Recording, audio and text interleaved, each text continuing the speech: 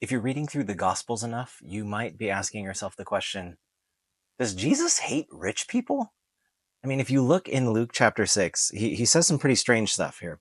Now, some of it is pretty expected. He does a lot of blessed are the type of things, declaring blessing for people. But if you look at the list, blessed are you who are poor, for yours is the kingdom of heaven. Blessed are you who hunger now, for you'll be satisfied. Blessed are you who weep now, for you will laugh. Blessed are you when men hate you, when they exclude you and insult you, and reject your name as evil because of the Son of Man. Rejoice in that day and leap for joy, because great is your reward in heaven. For that is how their fathers treated the prophets. I've got a whole nother video on the Beatitudes, and that kind of unpacks the blessing bits. But this next part is the strange part. But woe to you who are rich, for you have already received your comfort. Woe to you who are well fed now, for you will go hungry. Woe to you who laugh now, for you will mourn and weep. Woe to you when all men speak well of you, for that is how their fathers treated the false prophets. Right? This last bit, like people who are rich, who are well fed, who are laughing, and who are spoken highly of, all of those things seem to be bad things in Jesus's book. But we really need to understand what's going on here. Now, Jesus is making declarations about who has the good life and who doesn't have the good life. And so we really need to understand and unpack the things that Jesus is trying to do here. I think there's two keys to that. But just to add insult to injury, I wanted to turn into James chapter 5, because in James 5, Jesus' brother says some similar stuff. He starts out the chapter like this, 5:1. Now listen, you rich people, weep and wail because the misery that is coming upon you. Your wealth has rotted and moths have eaten your clothes. Your gold and silver are corroded. Their corrosion will testify against you and eat your flesh like fire. You have hoarded wealth in the last days. Look, the wages you failed to pay the workmen who mowed your fields are crying out against you. The cries of the harvesters have reached the ears of the Lord Almighty.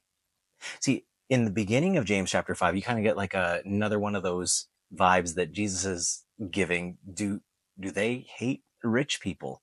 But then towards the end of this passage that I just read, you kind of see, no, the rich are being accused of something, right? The rich are not innocent. And so this isn't a blanket dismissal of rich people, but rather I think these are devices that James and Jesus are both using to confront something that was going on in their day. The thing that they're confronting is they're confronting the cultural expectations. If you lived in first century society, you had some crazy assumptions about what it meant to be rich and what it meant to be poor. Assumptions that we don't have today, thanks to the teachings of Jesus that kind of flipped people's mindsets about this. But just to like show you how they were overturning assumptions, we need to first figure out what were the assumptions about rich people in Jesus's day. And some of it even comes from the Bible. If we go back in the Bible all the way to the book of Proverbs, we see things like this. A good man leaves an inheritance for his children's children, but a sinner's wealth is stored up for the righteous. Right? Normally, I would say we have to read the context, but Proverbs, they're these beautiful couplets, right? They're just like a statement that has a punch. And so it's just a statement that stands on its own. And if you're a good person, guess what that means? You make enough money so that your kids' have money also.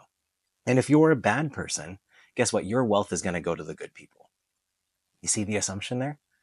The assumption is if you're wealthy, it's because you're good. And if you're poor, it's because you're bad. Even if we go a couple chapters later in Proverbs 15, it says this, the house of the righteous contains great treasure. This is 15 verse 6. The house of the righteous contains great treasure, but the income of the wicked brings them trouble. See, if you are a righteous person, well, then you have great treasure. And if you're a wicked person, you happen to get your hands on some money, well, it's going to bring problems to you. So if you're a good person, you get rich. So think about it. First century society, they're following these proverbs, these wise sayings from the past, and what they're seeing is, well, rich people, they're obviously good people, and poor people, they're obviously bad people. So Jesus' statements in Luke 6, he's starting to work with that assumption. He's like, hey, we need to tweak that a bit, guys. We kind of need to flip this thing upside down, because that is not always true. Especially once you introduce the kingdom of God. Another passage that we have to look at is when Jesus talks to one specific rich guy in Luke 18. Check this out. He's talking to the rich young ruler. Maybe you've heard this story. He says, hey, the rich young ruler comes to Jesus, says, hey, what does it take to follow you? What does it take to inherit the kingdom of heaven? And then Jesus says, well, you know the commands. And he lists 5 of the commands, all the commands except for coveting, by the way. He lists those 5 commands. And then the guy says, hey, I've kept all these since my youth. And then Jesus says, one thing you lack, though: sell all your stuff and follow me, and you'll have treasure in heaven. At this, the guy goes away sad. Now let's think about what we learned from Proverbs. The disciples hear Jesus talking to this guy, a rich young man, which means their assumption is this guy's parents and his parents' parents were good, righteous people. So he's rich, right? And this guy, he's got money and he's coming to talk to Rabbi Jesus. So obviously he's also a good person. If you are rich, you are good. And if you are poor, you are bad. This is the assumption. Don't believe me? Check this out. In verse 26, he says, those who heard this asked, right? So Jesus says this thing, and then afterwards he goes away sad, and then he tells the disciples, oh, it's harder for a rich person to get into heaven than for a camel to go through the eye of a needle. And then the disciples asked, who then can be saved? Right? In 1826, they're like, well, who can be saved then if this rich guy can't be saved? And riches is what we're all going after because that's supposedly tied to righteousness, and it's harder for those people to get through the eye of a needle. Well, then I have no chance. How's anyone going to get saved at all? Right? That we look to the rich as the good people in society, but Jesus is overturning those assumptions. He wants us to know there's a new way of defining what is the good life. There's a new way of defining who has it good, who is lucky, who is blessed in the world. And that gets defined by people who are participating in and belong to God's kingdom.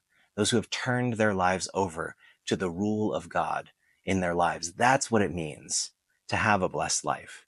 Right? So Jesus is overturning these assumptions. James, he's attacking the rich folks, not necessarily because he hates rich folks, because they're abusing their riches to take advantage of the poor. And so what we don't see in the Bible is God's hatred for rich people, but we do see a warning there. We see a warning for the rich, because when you have money, maybe people are going to come up close to you because they want something from you. When you have money, maybe you don't need to depend on God and his reign in your life.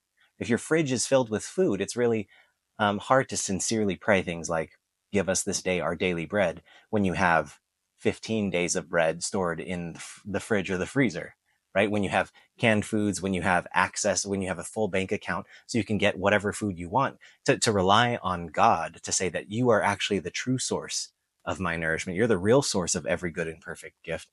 It's hard to say that with a sincere heart and a straight face if you have more money than you know what to do with, right? And so Jesus, when he says, woe to you who are rich, woe to you who are laughing, woe to you who think you've got it all together, because he has to confront them on this to say, you think you've got the good life, but if you don't have the kingdom, man, it's going to be mourning for you. You're going to be destitute. You're going to be missing out on everything if you think you've got it all right now, because if you don't have the kingdom, you're missing it.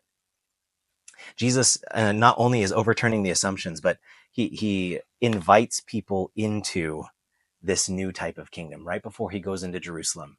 Right before everyone starts calling him king, essentially saying, Hosanna to the Son of David. That's calling him king in chapter 21. Right before that, in chapter 20, it's like he's trying to say something is about to go down where you're going to think, yes, we are on top of the world. We are the leaders.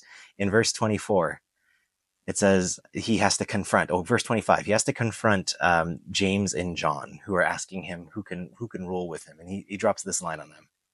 Jesus called them together and said, you know that the rulers of the Gentiles lord it over them, and their high officials exercise authority over them. Not so with you. Instead, whoever wants to become great among you must be your servant, and whoever wants to be first must be your slave, just as the Son of Man did not come to be served, but to serve and to give his life as a ransom for many. Not only is Jesus trying to overturn our assumptions of who has the good life and who doesn't have the good life, or who's a good person and who's a bad person, he's not only overturning those assumptions, but he's also inviting us into a new type of greatness. There's a new type of greatness that his disciples get to be a part of, and that greatness is not defined by the amount of wealth that you accrue. That's not the test of your righteousness. The test of your righteousness and your goodness and your participation in the kingdom is if you are willing to serve other people, if you're willing to humble yourself and make yourself lower than other people, to do kind things for other people. Because if you think about what the creator of the universe did, what the God of all things did, is that God forsook heaven, put on flesh and blood, and came to earth to become a servant for all. Jesus puts it this way. He says to give his life as a ransom for many. He doesn't hold anything back. He gives it all up so that we can be saved. And that's a different type of greatness, right? It's a type of greatness that isn't held in a bank account. It's a type of greatness that makes an impact for eternity. And so as you go throughout your life, as you're trying to figure out, okay, how do I make a name for myself? How do I become a great person in this world? Maybe that everything that our society values, everything that seems to be the norm needs to be flipped upside down. And maybe greatness is by becoming the least, meaning you're the person who comes under people and serves them and lifts other people up. Maybe by you encouraging and carrying other people when they are weak. That's what it means to be great, to lay yourself down for the good of other people. So go out and be great. Let's be great together.